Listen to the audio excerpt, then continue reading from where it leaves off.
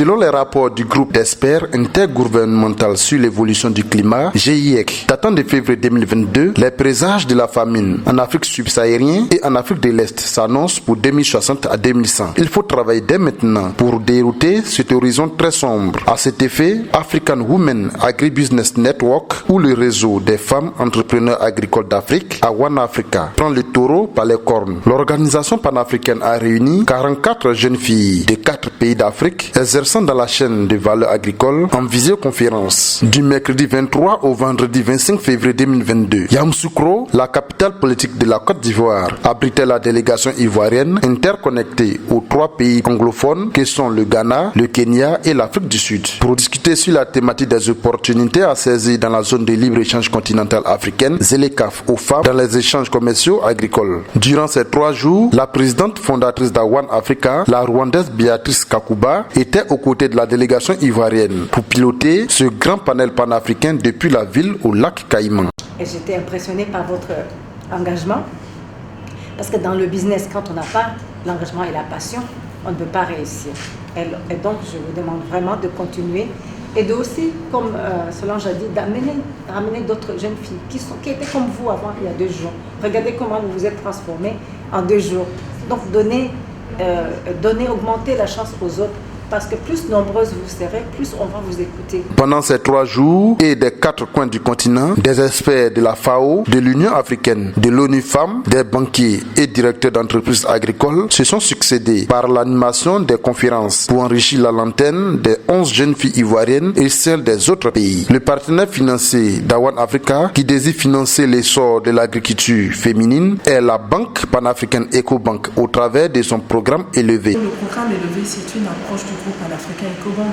Mais en Côte d'Ivoire, nous avons démarré le programme Élevé l'année dernière. Et pour ce faire, nous avons une enveloppe de 10 milliards que nous avons décidé de mettre sur la table pour aider ces femmes. Et nous avons déjà déployé des mesures. Nous avons signé en août 2021 un partenariat avec la Fondation Cefis, qui est en charge avec Mme Sephora Kodjo, avec une enveloppe d'1 milliard. Nous avons aussi signé avec le ministère des PME en Côte d'Ivoire pour une enveloppe de 5 milliards. Et nous encourageons ces femmes parce que nous avons déjà dédié des enveloppes. Il faut qu'elles viennent. Il ne faudrait pas qu'elles aient peur de s'approcher de la banque. Il faut qu'elles viennent, celles qui sont déjà structurées et même celles qui ne le sont pas, qu'elles n'aient pas peur de s'approcher de la banque. Nous sommes ouverts, nous avons la porte ouverte. Et nous sommes prêts à accompagner ces femmes à tous les niveaux. Au dernier jour du panel, les Amazones agricoles de la Côte d'Ivoire se disent prêtes à travailler davantage pour que l'agriculture ivoirienne puisse aller de l'avant. Les initiatives sont très bonnes, mais il faut un encadrement du point de vue juridique. Parce que je me rends compte que la plupart des femmes ici ont quelques soucis avec les contrats, avec les conventions, avec les partenariats entre les investisseurs et entre leurs clients, et elles ont souvent des difficultés par rapport à demander des aides des bailleurs de fonds. Tout ça parce qu'en amont, il n'y a pas de réglementation du point de vue juridique. Voilà pourquoi je m'évertue à le dire chaque fois que ça se présente. Pas seulement au niveau des associations féminines, mais aussi au niveau des associations masculines. Pendant ces 2 jours, nous avons compris aussi l'importance du digital.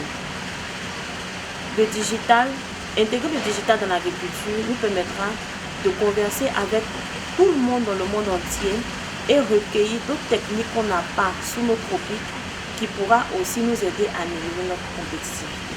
D'emmener les autres producteurs aussi à rentrer dans cette dynamique. Quand je dis se mettre en réseau, c'est de connaître les problèmes de chacun et acquérir des équipements communs qui peuvent nous aider, nous tous, à travailler. Un exemple, par exemple, on a besoin d'un tracteur.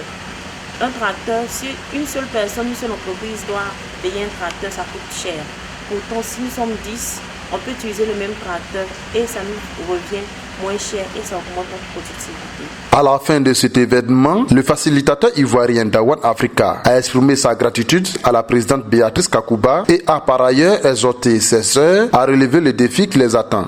Nous disons sincèrement merci à la présidente d'One Africa qui a décidé d'être en Côte d'Ivoire parmi 4 pays pour participer à cette conférence. En tant que facilitateur de la Côte d'Ivoire, nos ententes est de permettre à toutes ces pionnières qui ont ménagé aucun effort durant ces 2 jours-là d'avoir des renforcements de capacités, de leur permettre d'avoir l'accès au financement afin de mieux développer les activités agricoles. Ce réseautage agricole permettra d'avoir une coopération sud-sud très prometteuse pour l'agriculture du continent et faire de l'Afrique le grenier du monde comme autrefois.